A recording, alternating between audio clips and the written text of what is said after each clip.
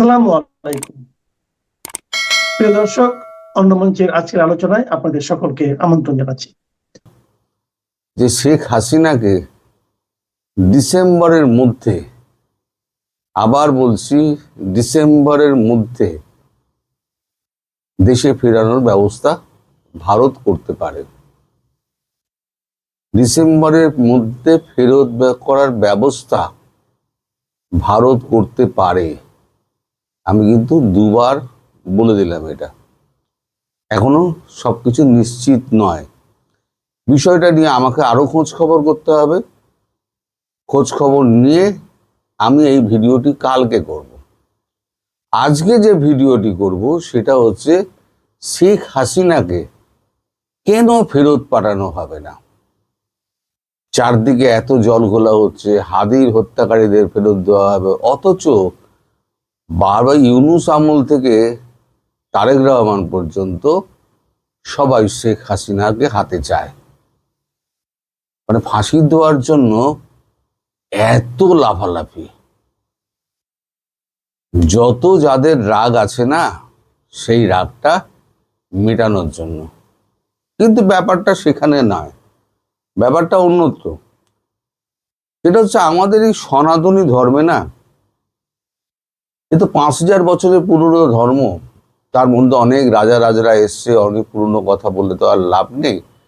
মানে আমি মুঘল আমল দিয়ে শুরু করব না। আমি আমাদের মানে জাতীয় নায়ক যারা ইতিহাসে অনুলিখিত রয়ে গেছেন, আমি তাদের কথা দিয়ে একটু শুরু করি। যে তাদের কাছে যারা আশ্রয় চেয়েছিলেন, তারা কেউ কিন্তু আশ্রিতকে কখনো শত্রুর হাতে তুলে দেননি। এটা আমাদের সনাতন ধর্ম। যেমন রানা প্রতাপ, পৃথ্বীরাজ চৌহান, জয়সিংহ, শিবাজি মহারাজ, সম্ভাজি মহারাজ, এই প্রচুর এরম নাম রয়েছে। যাকে শত্রু মনে করতো না, সে যদি আশ্রয় চাইতো, আশ্রয় দেওয়ার জন্য উঠে পড়ে লেগে থাকতো এবং তার জন্য, তাকে বাঁচানোর জন্য যুদ্ধ পর্যন্ত তারা করেছে। শেখ হাসিনা বর্তমান কালের ব্যাপার। ফলে বর্তমান কালে আপনারা শেখ হাসিনাকে দেখছেন, কিন্তু আমাদের সনাতনী ধর্মে কিন্তু এটাই রয়েছে যে আশ্রিত তোমার কাছে এলে তাকে সর্বদা হাত জোর করে তাকে রেখে দাও। আমাদের এখানে কে আসেননি? শ্রীলঙ্কায় যখন বিক্ষোভ হলো, বিদ্রোহ হলো, সমস্ত মন্ত্রী এবং প্রেসিডেন্ট সব এসে দিল্লিতে আশ্রয় কেটেছেন। সাম্প্রতিক নেপালে কেপি ওলি শর্মা এবং তার মন্ত্রী পরিষদের 8 জন কোথায় আশ্রয় নিয়েছেন? কেউ দিল্লিতে, কেউ সিকিমে। সেরকম শেখ হাসিনাও আছেন। ভারত তাকে তুলে নিয়ে এসছে, তিনি তো আসেননি, তাকে তুলে নিয়ে এসছে। ফলে ভারতের দায়িত্ব আরো বেশি। এই যে ইদানিং এখন অনেক একটা কথা উঠেছে, সব ঝুড়িতে, সব ডিম এক ঝুড়িতে থাকবে কেন? এই নীতি ভুল। ভারতও কিন্তু চেষ্টা করেছিল এই ঝুড়িগুলোকে চেঞ্জ করার, যেমন পাকিস্তানের আমলে করেছে, বাজপেয়ীজি করেছিলেন, লাহোর বাস যাত্রা শুরু করেছিলেন, তারপরই কার্গিল হয়ে গেল। সেটা ভুলে গিয়ে নরেন্দ্র মোদী সোজা মারিয়াম নওয়াজের মেয়ের বিয়েতে বিনা আমন্ত্রিত হয়ে নওয়াজ শরীফের সঙ্গে গিয়ে দেখা করলেন এবং তার মার সঙ্গে দেখা করলেন, মেয়ের সঙ্গে দেখা করলেন, সকলের সঙ্গে দেখা করলেন, উপহার টুপহার দিলেন। তারপরেতে আপনার বাংলাদেশে আসুন, বিএনপির আমলে কি ঘটেছিল আপনারা জানেন। আগের বিএনপি সরকারের আমলে, নতুন করে বলে ভিডিওকে লম্বা করে লাভ নেই। পরের বারে কিন্তু আবার চেষ্টা করা হয়েছিল খালেদা জিয়া মারা যাবার পর তাকে শোকবার্তা জানাতে ভারতের সর্বোচ্চ দ্বিতীয় ক্ষমতাপ্রাপ্ত ব্যক্তি, যিনি কূটনৈতিক মহল থেকে উঠে এসে নিজের যোগ্যতায় ভারতের দ্বিতীয় ক্ষমতাপ্রাপ্ত ব্যক্তি জয়শঙ্করজি, তিনি নিজে উপস্থিত হয়েছিলেন। তিনি কিন্তু কোনো দূত পাঠাননি। তিনি চেয়েছিলেন যে বিএনপির সঙ্গে ভারতবর্ষের একটা ভালো সম্পর্ক তৈরি হোক। ঝুড়ি কিন্তু আলাদা করতে চেয়েছিলেন, যেমন পাকিস্তানের বিরুদ্ধে সময় করেছিলেন, তেমনি এখানে করে। আর যে পাকিস্তানে যখন আমাদের নরেন্দ্র মোদী গেলেন, তারপরে কিন্তু আমাদের ওই পেহেলগাঁও হয়ে গেল। পেহেলগাঁও হয়েছে, তার আগে কাশ্মীরের গন্ডগোলগুলো হয়েছে। তো যাই হোক, আমি অন্য প্রসঙ্গে যাব না, বলতে ভুলে গেছিলাম বলে বললাম। তো এবারেও কিন্তু ঝুড়ি চেঞ্জ করার চেষ্টা করেছিল। ঠিক আছে, তারেক রহমানকে দিয়ে ব্যাপারটা আপাতত সামলানো যাক, তারপর বাকিটুকু চেষ্টা করা হবে। কিন্তু তারেক রহমান ক্ষমতায় বসে তার পুরনো জায়গাতেই ফিরে গেলেন। তাদের যে একটা নীতি আছে, ভারত বিরোধী নীতি, সেই নীতি অনুযায়ী তিনি কাজ করতে শুরু করেছেন। তখন তো 10 নম্বর পয়েন্ট অব্দি সব কাটামুন্ডু, না না, হ্যাঁ হ্যাঁ হ্যাঁ হ্যাঁ, সব হ্যাঁ করে দিয়েছে। গতকালকে যে আপনাদের খলিলুর রহমান এসেছিলেন, তিনি খুব চাপের রাজনীতি করতে গেছিলেন, বা কূটনীতি বলতে পারেন, যে শেখ হাসিনাকে প্রথমেই চেয়ে একটু চাপ বাড়াও। কিন্তু চাপ বাড়াচ্ছেন, মানে চাপের রাজনীতি করছেন কার কাছে? জয়শঙ্করের সঙ্গে, যিনি 40 বছর ধরে কূটনীতিকে গুলে খেয়ে ফেলে দিয়েছেন। সেই জয়শঙ্করজির সঙ্গে আপনি চাপের রাজনীতি করতে গেছেন। যা হবার তাই হলো, আপনাকে পুরো ধুনে দিল এবং আপনাকে শূন্য হাতে ফিরতে হলো। এবং পরিষ্কার বলে দেওয়া হলো যে শেখ হাসিনার আমলের কোনো রকম চুক্তি তার পুনর্বহাল হবে না, এটা পরিষ্কার বলে দিয়েছেন। কারণ শেখ হাসিনাকে আমরা ওই পরীক্ষিত হয়ে গেছে যে বাংলাদেশের ব্যাপারে একটা ঝুড়িতেই ডিম রাখতে হবে, সেটা হচ্ছে আওয়ামী লীগ। এবার আওয়ামী লীগকে এখন আপনারা নির্বাসনে পাঠিয়ে দিয়েছেন, দিয়ে তারপর আপনারা ভারতের কাছে সব সাহায্য চাইছেন। এ বললে তো হবে না। এখন ভারতের হাতে তো সব অস্ত্রগুলো ভারতের হাতে, জল থেকে আর আপনার ওই তুলা পর্যন্ত সব অস্ত্র ভারতের হাতে। টাকা পয়সাও নেই। সেই ভারতের সঙ্গে আপনারা এসছেন খেলতে, ডাঙ্গুলি খেলা বলে না, ডাঙ্গুলি খেলতে এসছেন। আমি এবার একটা গল্প বলি আপনাদের। একটা লোকের খুব চুলকোনোর অভ্যেস ছিল, যেখানে পারতো সব সময় চুল করছে, এরকম করে চুলকে যাচ্ছে, এরকম করে চুলকে যাচ্ছে। তা একদিন সন্ধ্যেবেলা হয়ে গেছে, নৌকো ঘাটে এসছে, দেখছে একটাই নৌকো রয়েছে। সে বসে বসে হুকো টানছে। মাঝি বলছে, মাঝি আমাকে একটু ওই পারে একটু ছেড়ে দাও।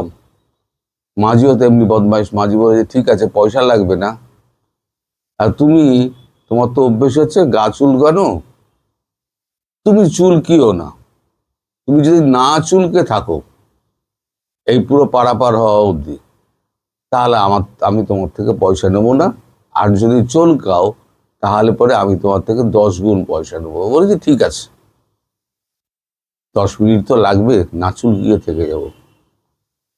এইবার মাঝ নদীতে যখন গিয়েছে, তখন সে ফটাস ফটাস করে মারছে। তখন মাঝি জিজ্ঞেস করছে, কি হলো, তুই মারছো কেন? বলছে, ও তো মশা কামড়াচ্ছে। বলছে, মাঝ নদীতে হাওয়া বইছে আর তোকে মশা কামড়াচ্ছে? তখন বলছে, এই মশা তুমি দেখতে পাবে না মাঝি, এ মশা হচ্ছে ভেতরের মশা, সেই মশাগুলো কামড়াচ্ছে। আমাদের বিএনপির হচ্ছে ভেতরের মশা আছে। যতই সুযোগ দেওয়া হোক, যতই তাকে ভালো প্রস্তাব দেওয়া হোক এবং বন্ধুত্বের হাত বাড়িয়ে দেওয়া হোক, তারা কিন্তু সেই প্রস্তাবে সাড়া দেবে না। তাদের পূর্বের নীতিতে তারা থেকে যাবে। ফলে আমাদের কাছে, ভারতের কাছে শেখ হাসিনা একটাই ঝুড়ি, যে ঝুড়িতে এক সমস্ত ডিমগুলো রাখা হবে বলে ভারতবর্ষ স্থির করে নিয়েছে। ভারতবর্ষ শেখে, পরিস্থিতির দিক দিয়ে শেখে, আর ভারতবর্ষ মানুষকে সুযোগ দেয়। সুযোগের যে সদ্ব্যবহার করবে, তাহলে পরে সে বেঁচে যাবে। মালদ্বীপের প্রেসিডেন্ট মইজু কি করেছিল আপনাদের মনে আছে? সেখান থেকেই তো রোগটা, ছোঁয়াচে রোগ আপনাদের ধরলো, ইন্ডিয়া বয়কট। 1 বছরের মধ্যে মইজু বুঝে গেল যে অত্যন্ত কঠিন ব্যাপার, এসে শটান পায়ে পড়ে গেল, মইজু বেঁচে গেল, আত্মসমর্পণ করলো, মইজু বেঁচে গেল। কেপি শর্মা ওলিকে রকে দিয়ে ম্যানেজ করে, সুশীলা ম্যাডামকে ম্যানেজ করে কেপি শর্মা ওলিকে আবার দেশে ফেরত পাঠানো হলো ওই মন্ত্রীবর্গ। জন্মের পর থেকে আওয়ামী লীগ কতবার নিষিদ্ধ হয়েছে? কমপক্ষে 3বার একেবারে নিষিদ্ধ করা হয়েছে, আর এছাড়াও একাধিকবার কার্যক্রম নিষিদ্ধ, তাদের নিষ্ক্রিয় করে রাখা। এগুলো আওয়ামী লীগের জন্য একদম নতুন কিছু না। এবারও এই যে ডক্টর ইউনূস গত বছরের 12ই মে যে সরকারি প্রজ্ঞাপনের মাধ্যমে আওয়ামী লীগের কার্যক্রমের উপরে নিষেধাজ্ঞা জারি করেছিলেন, সেটি চলমান রাখলেন বর্তমান বিএনপির তারেক রহমানের সরকার। আওয়ামী লীগের কার্যক্রম নিষিদ্ধ রেখে কার কতটা লাভ এবং কার কতটা ক্ষতি, আজকে সেটা নিয়ে আলোচনা করব। শেষ পর্যন্ত সাথে থাকবেন। আসসালামু আলাইকুম এবং আদাব। আপনারা ইতিমধ্যেই জানেন যে গত বুধবার 8ই এপ্রিল সংসদে সন্ত্রাস বিরোধী সংশোধনী বিল 2026 পাশ করা হয়েছে। এই বিলের মধ্য দিয়ে যে 2009 সালের যে সন্ত্রাস বিরোধী আইন করা হয়েছিল, সেখানে নতুন কিছু ধারা যোগ করেছিল ডক্টর ইউনূস গত বছরের মে মাসে, এবং সেই সংযোজিত ধারার বলেই সরকারি প্রজ্ঞাপনের মাধ্যমে আওয়ামী লীগের কার্যক্রম নিষিদ্ধ করা হয়েছিল, এবং সেটি গত বুধবার পরশুদিন সংসদে পাশ করে চলমান রাখলেন বিএনপি সরকার। কিন্তু এর ফলে আসলে কি হলো, এটা নিয়ে কিন্তু পক্ষে বিপক্ষে নানা রকমের প্রতিক্রিয়া দেখা যাচ্ছে। একটা জিনিস আমি দেখেছি যে এই বিলটি পাশ হওয়ার পরেই সামাজিক যোগাযোগ মাধ্যমে কিন্তু একটা বিস্ফোরণ ঘটেছে। মানে আমি আওয়ামী লীগ, এই ট্যাগটা আপনারা দেখবেন যে একদম ছেয়ে গেছে। মিলিয়ন মিলিয়ন লোক সামাজিক যোগাযোগ মাধ্যমে তারা নিজেদের পলিটিক্যাল আইডেন্টিটি এভাবেই প্রকাশ করছে। কিন্তু এই যে একটা সরকারি প্রজ্ঞাপনের মাধ্যমে একটা রাজনৈতিক দলকে বা তার কার্যক্রমকে নিষিদ্ধ ঘোষণা করা হলো, এটা গণতন্ত্রের জন্য কতখানি সুখকর, এর ফলে বিএনপি কতটা লাভবান হবে। জামাতে ইসলামের নাটকটা কিন্তু আমার খুব ভালো লেগেছে। তাদের যে নেতা ডাক্তার শফিক, তিনি বলেছেন যে এটি নিয়ে একটু আলোচনা হওয়া দরকার ছিল। মানে মশকরার একটা সীমা থাকা উচিত। এই যে গত বছর মে মাসে যে নাটকটা স্টেজ করা হলো এনসিপি, জামাত, শিবির মিলে, যে আওয়ামী লীগের কার্যক্রম নিষিদ্ধ করতে হবে, আওয়ামী লীগকে নিষিদ্ধ করতে হবে, এসবই তো একটা পাতানো খেলার অংশ ছিল, এবং তার সাথে বিএনপিও জড়িত ছিল। সুতরাং এখন জামাত যতই বলুক এটি নিয়ে আলোচনা দরকার ছিল, এটি আসলে লোক দেখানো। বিএনপি যেটা করেছে, বিএনপি এটা নিয়ে এক এক সময় এক এক কথা বলেছে। তারা নির্বাচনে জয়লাভ করার জন্য আওয়ামী লীগ ভোটটাকে তাদের পক্ষে নিয়েছে এই প্রতারণাটুকু করে। তারেক রহমান স্বয়ং নিজে বলেছেন যে তারা কোনো রাজনৈতিক দল নিষিদ্ধ করার পক্ষে না। আবার এই যে নির্বাচন, এই নির্বাচনে ডক্টর ইউনূস এবং জেনারেল ওয়াকার খান এমনভাবে গুটি সাজিয়েছিলেন যে জামাত নিশ্চিত ক্ষমতা যেত। তো সেই জায়গা থেকে বিএনপিকে এই 227 আসনে জয়লাভ করার মতো পরিস্থিতি তৈরি করা, এর পেছনে আওয়ামী লীগের অবদান অনস্বীকার্য। আওয়ামী লীগ এবং বিশেষ করে হিন্দু ভোটাররা তারা ধানের শীষে ভোট দিয়েছে জামাত ঠেকানোর জন্য। এবং সেই সময়ের প্রচারণায় কিন্তু বিএনপির অনেক নেতাই তাদের দেখবেন যে তারা কিন্তু আওয়ামী লীগের পক্ষে কথা বলেছে। এমনকি এই যে আইনমন্ত্রী, তিনিও নির্বাচনী জনসভায় বলেছেন যে তিনি রাজনৈতিক দল নিষিদ্ধ করার পক্ষে না, আওয়ামী লীগের নিষিদ্ধ করার পক্ষে যে রিট হয়েছিল অ্যাটর্নি জেনারেল থাকাকালীন তিনি সেই রিটের বিরোধিতা করেছিলেন। তো এই সবই আসলে পাতানো খেলা আওয়ামী ভোটটা নেওয়ার জন্য। এখন কথা হলো, আওয়ামী লীগের নেতৃবৃন্দ কি এটি জানতেন না? অবশ্যই জানতেন। এবং কোন দিকে যাচ্ছে এটা সাধারণ নেতাকর্মীরা, আমরা হয়তো নানান সময়ে বিভ্রান্ত হই, আমরা হয়তো মনে করেছিলাম যে বিএনপি ক্ষমতায় আসলে হয়তো আমরা একটা চেঞ্জ দেখব, হয়তো আওয়ামী লীগের কার্যক্রমের উপরে নিষেধাজ্ঞাটা তারা তুলে নেবে। আমাদের অনেকেই মনে করেছিলাম যে গত প্রায় 17 বছর লন্ডন একটা উন্নত দেশে নির্বাসিত থাকার ফলে তারেক রহমানের মধ্যে একটা পরিবর্তন আসবে। তারেক রহমানের মধ্যে একটা পরিবর্তন এসেছে, এটা সত্যি, কিন্তু এই পরিবর্তনটা বাহ্যিক। তিনি একটি সাদা রঙের জামা পরেন, তিনি একজন, আমরা নারী প্রধানমন্ত্রী দেখে অভ্যস্ত ছিলাম, সেখানে আমরা একজন পুরুষ প্রধানমন্ত্রী দেখছি। তিনি কথা বলেন না, তিনি সংসদে চুপ করে বসে থাকেন। তিনি কেন কথা বলেন না এটা নিয়েও সমালোচকরা, নিন্দুকেরা অনেকে কথা বলে। তারা বলেন যে সম্ভবত একটা সংসদ নেতার যে নেতৃত্বের গুণাবলী থাকা দরকার, যে মেধা থাকা দরকার, যে দক্ষতা থাকা দরকার, যে দূরদর্শিতা থাকা দরকার, সেগুলো তারেক রহমানের আছে কি না। তিনি তো এই প্রথমবারের মতো এমপি নির্বাচিত হলেন, তো নিঃসন্দেহে তিনি অনভিজ্ঞ। তো এই এই তারেক রহমানের সীমাবদ্ধতাগুলো নিয়ে কিন্তু নিন্দুকেরা নানান আলোচনা করছে। এবং যে তারেক রহমান, যে বিএনপির জন্ম ক্যান্টনমেন্টে, যে বিএনপির জন্ম পাকিস্তানি গোয়েন্দা সংস্থা আইএসআই এর পৃষ্ঠপোষকতায়, সেই বিএনপি ভারতের সাথে একটা আন্ডারস্ট্যান্ডিং করে এবারে নির্বাচনে ক্ষমতায় আসছে। এইটা কিন্তু একটা জটিল সমীকরণ। ভারতও জানে যে বিএনপি কি করতে পারে, পাকিস্তানও জানে বিএনপি আসলে কার।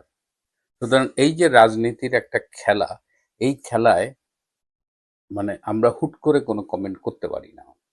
এবং এই জটিল মুহূর্তে যে বিষয়টা হলো যে আওয়ামী লীগের নেতাকর্মীরা একদিকে তারা তাদের পলিটিক্যাল আইডেন্টিটি যেমন বোল্ডলি এক্সপ্রেস করতেছে সামাজিক যোগাযোগ মাধ্যমে, কথাবার্তায়।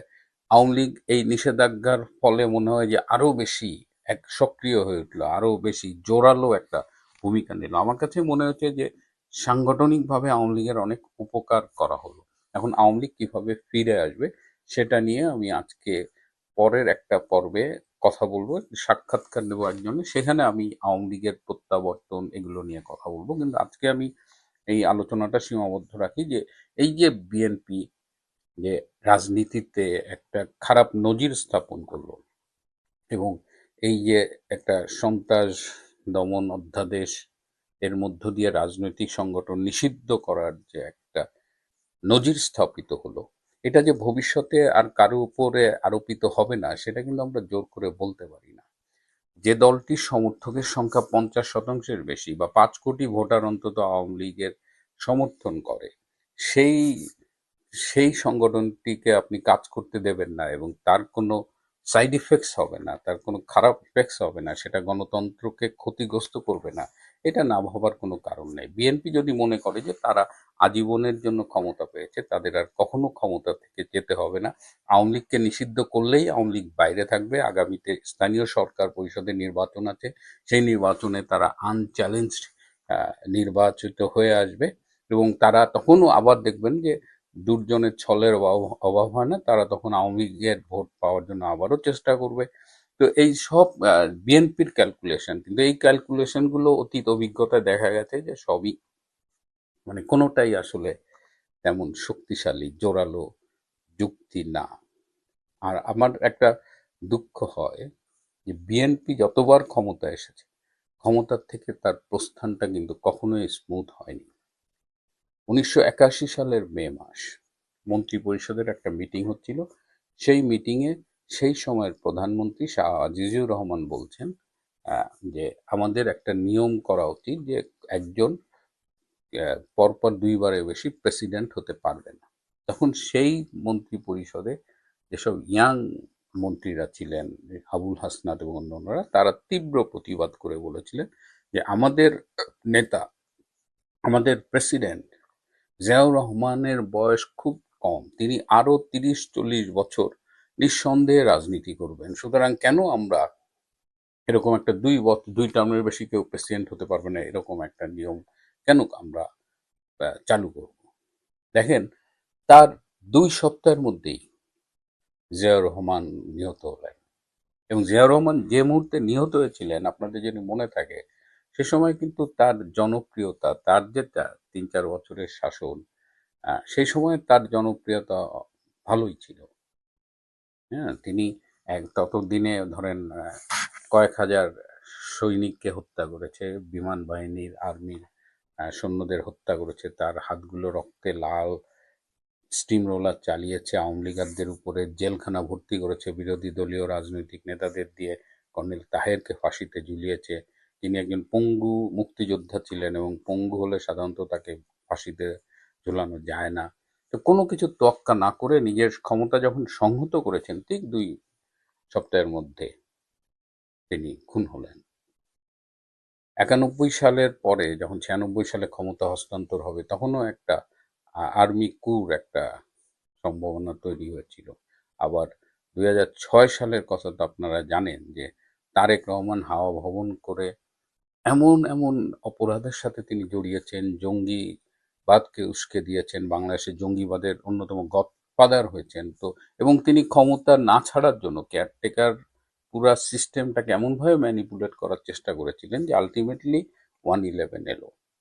এবং 111 এর পরে সবচেয়ে বেশি ক্ষতিগ্রস্ত হয়েছে যেসব রাজনৈতিক নেতা, তার মধ্যে তারেক রহমান নিজে একজন, এবং তিনি শারীরিকভাবে নির্যাতিত হয়েছেন, জেলে ছিলেন 1 বছরের বেশি। সো বিএনপি প্রতিবারই মনে করে যে ক্ষমতা তাদের জন্য চিরস্থায়ী হবে, তারা ক্ষমতা থেকে যাবে না। সো আগামীতেও তারেক রহমান যেভাবে আগাচ্ছে, এটা নিয়ে আমি আরেকদিন কথা বলবো যে তারেক রহমানকে আসলে কারা পরামর্শ দিচ্ছে। কিন্তু এখন এই মুহূর্তে বলতে পারি যে হানিমুন পিরিয়ড শেষ হয়নি। একটা রাজনৈতিক দল ক্ষমতা এলে সাধারণত ধরা হয় যে 100 দিন তার হানিমুন পিরিয়ড, কিন্তু তার 60 ডেজও হয়নি। যে এর মধ্যেই যেভাবে তিনি তালগোল পাকিয়ে ফেলছেন, এবং পাশাপাশি মানুষ মানুষ এখন কি চাইছে? মানুষ কি আওয়ামী লীগের কার্যক্রমের উপরে নিষেধাজ্ঞা চাইছে? না, মানুষ একটু তেল চাইছে, মানুষ একটু গ্যাস চাইছে, মানুষ একটু খাবার চাইছে। আর কৃষক আলু নিয়ে আসতেছে, দাম পাচ্ছে না, পেঁয়াজ নিয়ে আসতেছে, দাম পাচ্ছে না। জুন পর্যন্ত 6 লাখ টন সারের দরকার, সরকারের কাছে আছে 2 লাখ টন সার। রিজার্ভের উপরে প্রেসার পড়তেছে, তেলের জন্য, বিদ্যুতের জন্য ভারতের কাছে হাত পা ধরতে হচ্ছে। তো প্রায়োরিটি সেটিংসে বিএনপি ভুল করছে। বিএনপি সরকার, তো তারা তো সরকার, তো তারা তো বাংলাদেশ চালানোর দায়িত্ব পেয়েছে, সেই দায়িত্ব, সেই কাজগুলোকে তারা প্রায়োরিটি দিচ্ছে না।